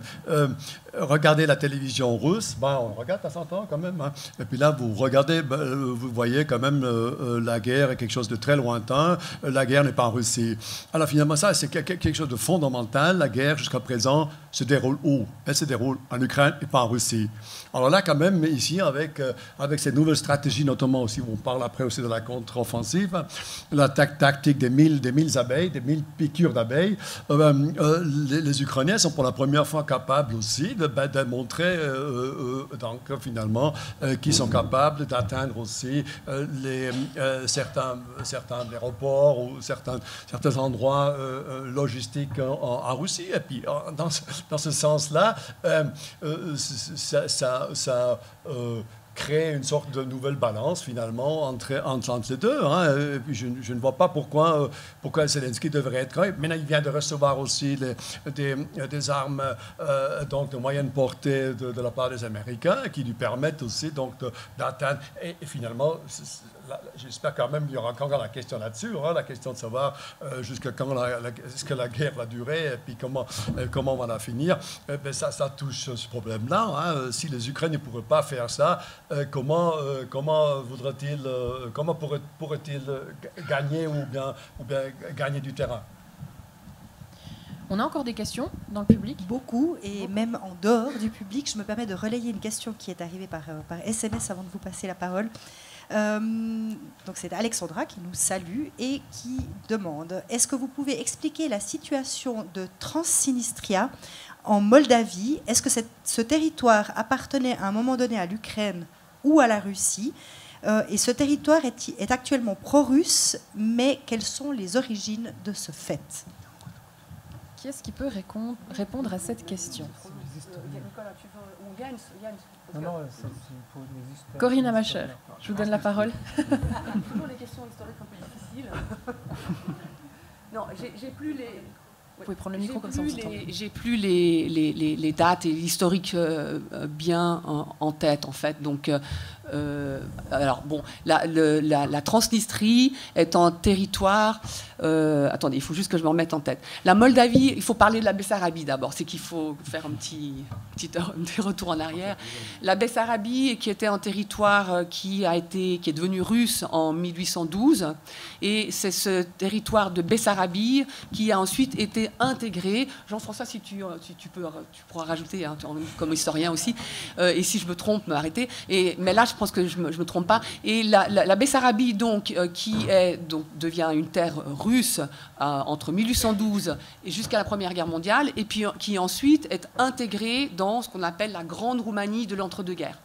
Ensuite, ce territoire de Transnistrie va former en fait la Moldavie soviétique. Donc cette république soviétique qui est créée, qui apparaît et donc qui forme une des républiques soviétiques comme les républiques baltes. À partir de la fin de la Seconde Guerre mondiale, il y a 15 républiques soviétiques. Il y en a 4 qui ont été rajoutées suite à la Seconde Guerre mondiale. Les 3 États, donc Lituanie, Estonie, Lettonie, Lituanie et la Moldavie. Au sein de cette Moldavie soviétique, il y a un territoire qui est le territoire de la Transnistrie, qui en fait n'avait jamais fait partie durant l'entre-deux-guerres de la Grande Roumanie et qui passe à la Moldavie soviétique, qui devient un territoire de la Moldavie soviétique. Et quand la Moldavie devient indépendante, ce territoire de la Transnistrie se tourne vers la Russie et aimerait réintégrer en fait la Russie, mais en fait c'était plutôt l'Ukraine à ce moment-là. Et donc c'est ce petit territoire-là dont l'histoire est liée à la Russie qui est pro-russe. Alors voilà, en gros c'est ça la situation de la Transnistrie. Donc c'est encore une de ces régions qui fait partie de ce qu'on appelle des conflits gelés, parce que les Russes maintiennent en régiment il y a des militaires russes qui sont sur ce territoire et ça permet de garder une influence sur la Moldavie. Voilà, en gros, c'est ça. Mais tu peux peut-être... Oui, juste une anecdote. En fait, c'est les restes de l'armée du général Alexei Liebiev, qui était un candidat, l'un de ces militaires qui était potentiellement concurrent, mais qui s'est retiré au dernier moment face à Boris Eltsine en 1996, qui sont effectivement installés sur la région. Donc, c'est une sorte de quasiment petit État militaire. C'est-à-dire, en fait, ce sont les troupes, à la fin de la guerre, qui se sont pris un territoire, véritablement, qui sont installés sur un territoire avec les restes de l'armée, un peu ce qu'a essayé de faire Prigojine à Rostov, à un moment. C'est-à-dire, on installe une armée, on fait des structures. Dans les années 90, en réalité, les Russes n'intéressaient pas du tout Boris Eltsine. Il était tout content de se débarrasser de ce qui était un potentiel rival. Mais c'est vrai que dans le contexte géopolitique postérieur, avec Poutine qui est toujours prêt à se rechercher des alliés à l'extérieur, donc il y a une sorte de reprise de contact. Mais c'est vrai en termes de division et de coupure, on peut tout à fait faire le parallèle avec la Donbass. Déjà en 1918, à chaque étape, des divisions. Et c'est véritablement l'entre-deux-guerres à séparer pour partie ces populations. Elles ont été reconstituées dans le cadre de la Deuxième Guerre mondiale. On peut rajouter un petit point, c'est pas souvent connu, mais c'est un des endroits où en fait c'est une sorte de camp d'extermination des Juifs à ciel ouvert pendant la Deuxième Guerre mondiale. C'est là qu'ont été exterminées toutes les populations. Toute la région a été conquise dans le cadre de l'opération Barbarossa. On parle toujours des nazis, mais en l'occurrence c'était le régime roumain d'Otonescu, et ils ont conquis tous les Juifs d'Odessa, toute cette région ont été concentrés dans ce territoire. C'est des centaines de milliers de Juifs qui ont été exécutés par les autorités roumaines dans cette région, sans occupation allemande. Je me permets de le dire, parce que c'est un cas exceptionnel qui est rarement évoqué, quoi. Merci beaucoup. Une autre question dans le public, on vous écoute. Merci. J'ai une question à vous poser concernant, c'est une question plutôt politique. Donc, je me demande s'il existe une opposition actuellement en Ukraine, et s'il existe une opposition, quelles sont ces positions politiques, ces positions vis-à-vis à la guerre pour l'avenir de l'Ukraine? Qui est-ce qui peut répondre à cette question? Est-ce qu'il existe une opposition en Ukraine, notamment? Qui est-ce qui peut répondre à ça? Une question qui laisse sans voix nos interlocuteurs. L'opposition me semble un peu ambiguë, parce qu'on parlerait d'une opposition, par exemple, au régime en Russie. Là, en Ukraine, il y a une grande unanimité par rapport à la résistance. Et d'ailleurs, la figure, quand même, je me permets de revenir, vous avez parlé d'image entachée Zelensky. Je pense que la totalité des dirigeants du monde aimerait avoir une image aussi entachée que celle de Zelensky. Quand même, en termes d'image, on entend ces petites musiques, un peu lassitude qui sort sur Zelensky. Mais honnêtement, moi je dis à titre personnel, Zelensky, c'est De Gaulle et Churchill, beaucoup plus puissants en réalité. Non seulement j'organise, les femmes ukrainiennes, elles organisent la résistance à Londres ici, mais moi je suis sur place, sur le terrain, et je continue. Et la phrase de Zelensky, j'ai pas besoin de taxi, j'ai besoin d'armes, ce sera dans tous les manuels d'histoire. La totalité des hommes politiques vivants rêverait d'avoir eu l'occasion de dire cette phrase. C'est pour ça quand même un petit peu relativiser un petit peu cette présentation. Peut-être pour continuer dans cette question, il faut savoir qu'aujourd'hui, c'est un pays qui est en guerre, donc c'est vrai que toutes les questions d'opposition ou de lutte de partis sont un peu, disons, tues, mais il faut aussi se rappeler que l'Ukraine est une société démocratique, pluraliste, et que dès que la guerre sera terminée, parce que cette guerre se terminera, Zelensky, il va devoir... Enfin, je veux dire, Zelensky sert la société, c'est le contraire de ce qui se passe en Russie. Et donc, dès que la guerre sera terminée, toutes les oppositions politiques vont réapparaître. Et toutes les questions, les conflits politiques vont réapparaître. Pour l'instant, c'est quand même assez tu, il y a cette unanimité. Unanimité, après, ça ne veut pas dire que tout le monde en Ukraine est... pour la continuation de la guerre, il y a quand même aussi des divisions, mais là, on est en guerre. Nicolas Ayot, vous vouliez... Bon, juste pour ajouter, il y a des partis d'opposition, bien sûr, mais pour le moment, ils sont tous derrière Zelensky. Mais imaginons que Zelensky fait des erreurs, imaginons qu'il fait maintenant, qu'il se met d'accord pour un cessez-le-feu, alors vous pouvez être sûr que tous les conflits vont apparaître de nouveau. Hein. Puis il y a déjà les opposants potentiels qui sont prêts, comme Klitschko, là, avec son parti. Là, ça va être intéressant. Bientôt, hein. C'est ça la différence entre Poutine et Zelensky. Zelensky sert son peuple. Il n'a pas toute liberté de faire ce qu'il veut. Alors que Vladimir Poutine n'est pas dans la même situation. Il y a encore pas mal de questions dans le public. Je profite peut-être aussi pour vous signaler qu'on arrivera bientôt au bout de ce café scientifique. On n'aura peut-être pas l'occasion de répondre à toutes les questions. Il y aura de toute façon après l'occasion de discuter aussi en unilatéral avec les différents intervenants juste après ce café scientifique. Mais on a encore un peu de temps pour quelques questions. Il y en a une là-bas au fond. On vous écoute. Moi, j'ai une question peut-être sur le champ culturel, littéraire, parce qu'on a parlé de le phénomène de la vie quotidienne qui est maintenant en transition de la langue ukrainienne de la langue russe vers la langue ukrainienne, mais pour les écrivains ou les écrivaines ukrainiennes qui écrivent en langue russe, c'est pas si facile de juste changer la langue. Et à Berne, on a organisé des événements avec une écrivaine russe, écrivaine ukrainienne qui qui écrit en russe, et il y en avait un vrai shitstorm en réseau social, et des gens ont écrit qu'elle n'est pas écrivaine ukrainienne parce qu'elle écrit en russe. Et je voudrais juste poser la question sur peut-être les perspectives d'avenir pour le champ littéraire, le champ culturel. Est-ce que cette question, elle est pour vous, peut-être, Jens? Oui, c'est très difficile de parler, donc j'aimerais évoquer encore une fois mes remarques sur la situation de la langue russe en Ukraine.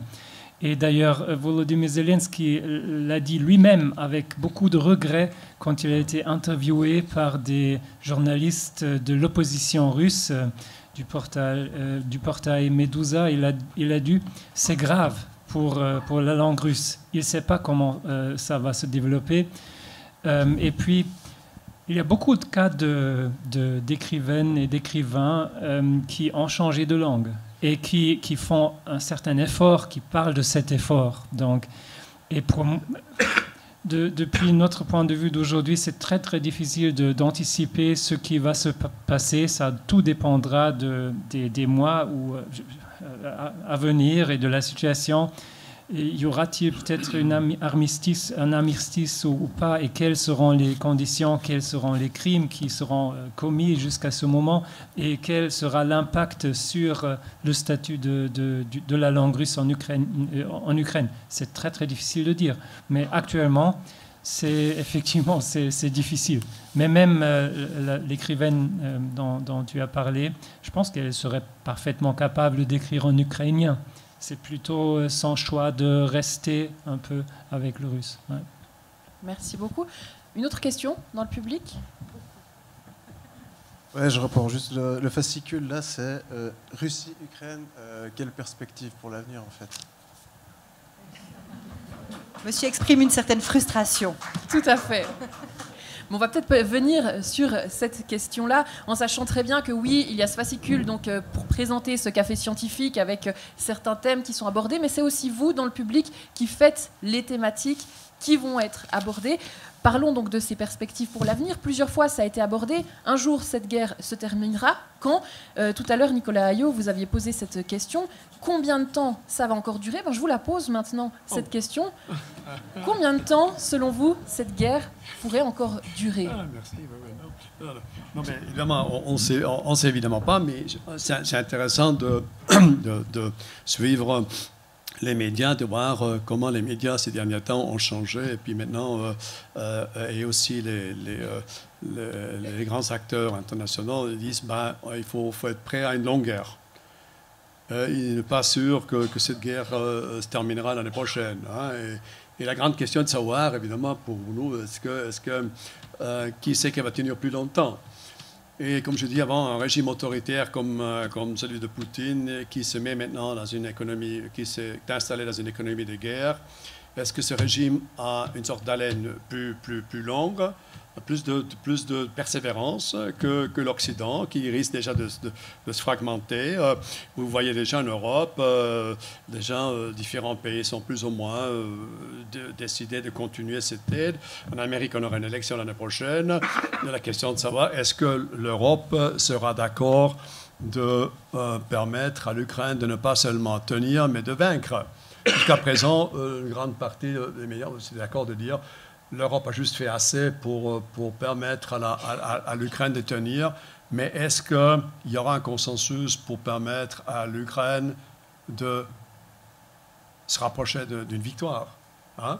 Parce que la question, et puis qu'est-ce que ça veut dire une victoire? Est-ce que ça veut dire être à la proximité de la Crimée pour être dans une bonne position pour faire un cessez-le-feu, ou est-ce que mais Poutine, ça c'est sûr, Poutine va jamais s'arrêter.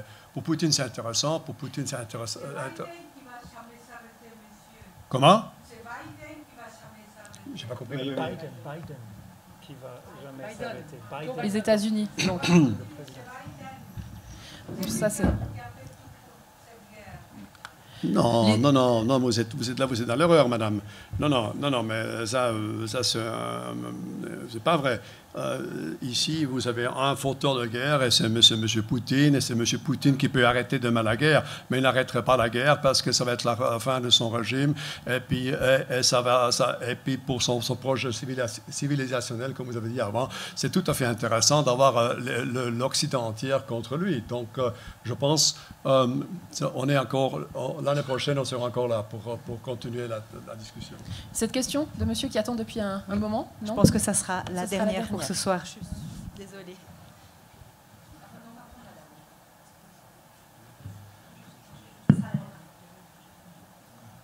Donc, ce soir, on a dit que c'est Ukraine-Russie, mais c'est impossible qu'on se limite à l'Ukraine-Russie, puisqu'on sait très bien qui aide l'Ukraine.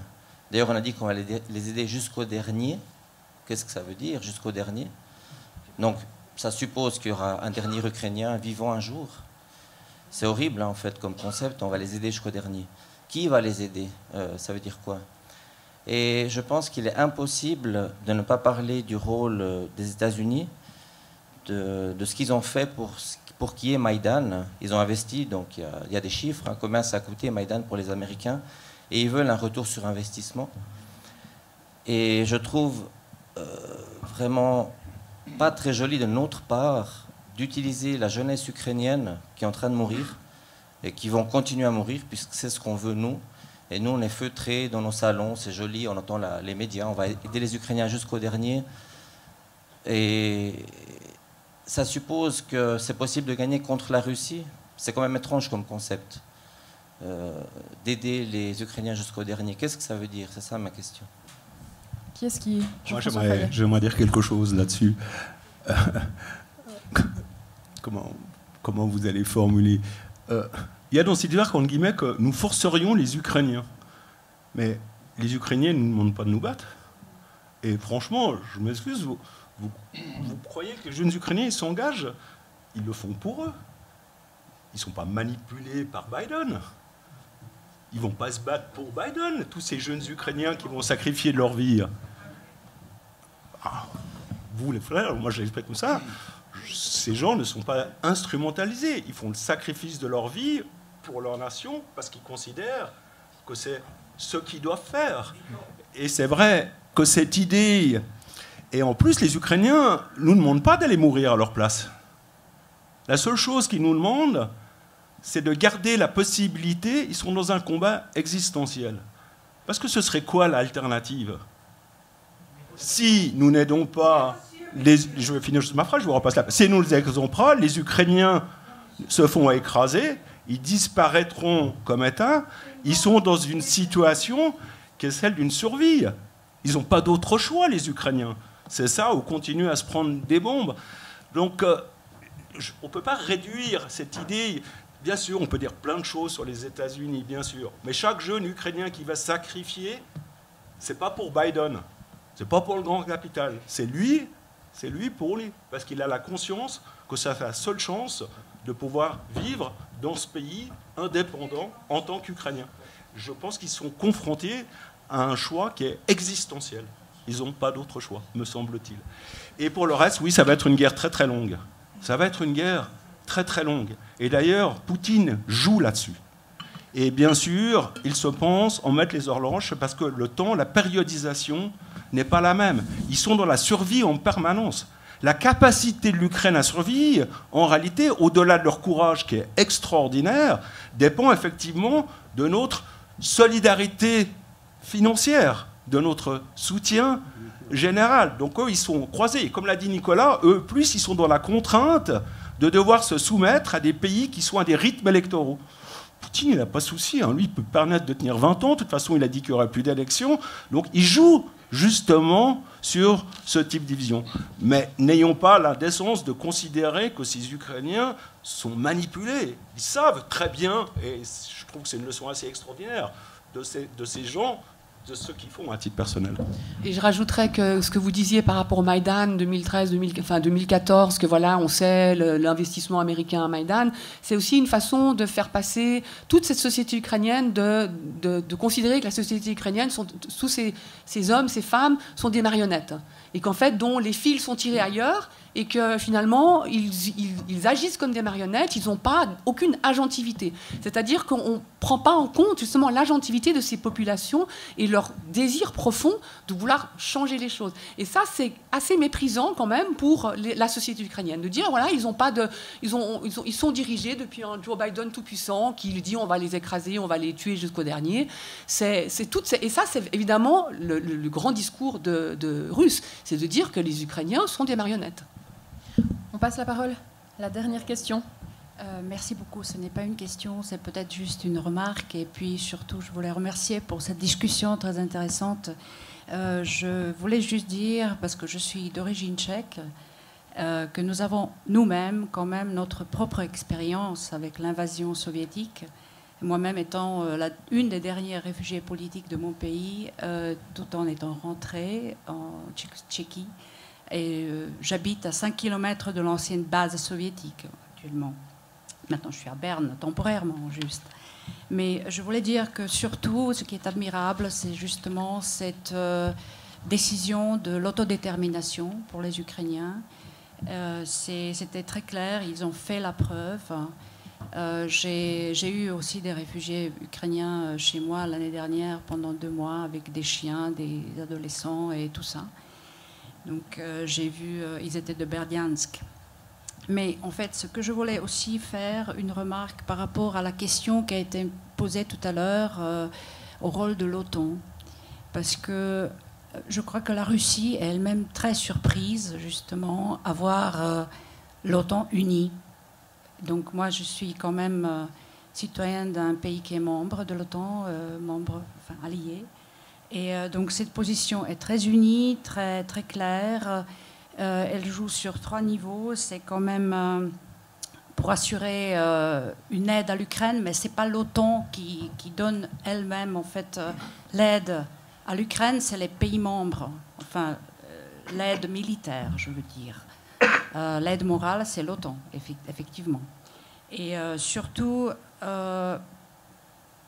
l'OTAN a été, dès le début, diabolisée par rapport à la Russie, en fait, c'est de la part de la Russie. Donc c'est très clair qu'il faut qu'elle continue cette aide jusque là où c'est possible. Donc si longtemps, si possible. Voilà, donc c'était un peu ça. Et je terminerai peut-être juste avec une phrase de notre ancien président, et c'est peut-être la clé de tout ce problème, c'est que la Russie elle-même ne sait pas où elle commence, où elle se termine. Voilà, c'est lui qui a dit, Václav Havel. Oui, juste par rapport à l'OTAN, un dernier mot quand même. Je reviens toujours à mes sondages qui ont été faits dans les années 2000, les années 90-2000. Il faut savoir que jusqu'en 2014, la majorité de la population en Ukraine était opposée à l'entrée dans l'OTAN. Ça a changé après 2014. Et c'est pas pour rien. Donc on voit bien que c'est pas non plus quelque chose qui l'OTAN était rêvé chez les Ukrainiens depuis toujours. Ça a véritablement changé à partir de 2014. Avant, c'était une minorité qui était pro-OTAN en Ukraine. Et ça, il faut quand même le dire. Et pas seulement en Crimée, mais d'une façon générale en Ukraine. Merci beaucoup pour ce complément. Merci aussi à toutes et à tous pour votre participation avec des questions. On l'a vu tout au long de ce café scientifique, c'est une thématique qui est très sensible, qui touche les sensibilités de chacune et chacun. Donc on va aussi vous remercier pour ces échanges qui étaient constructifs, on espère intéressants, peut-être aussi frustrants, puisque tout le monde n'a pas pu poser ces questions, mais il y aura la possibilité de le faire tout à l'heure. Et j'en profite aussi pour remercier chacun et chacune des intervenants qui étaient là aujourd'hui. Corinne Amacher, professeure ordinaire d'histoire russe et soviétique à l'Université de Genève, merci beaucoup. Jean-François Fayet, professeur et directeur du département d'histoire contemporaine de l'Université de Fribourg.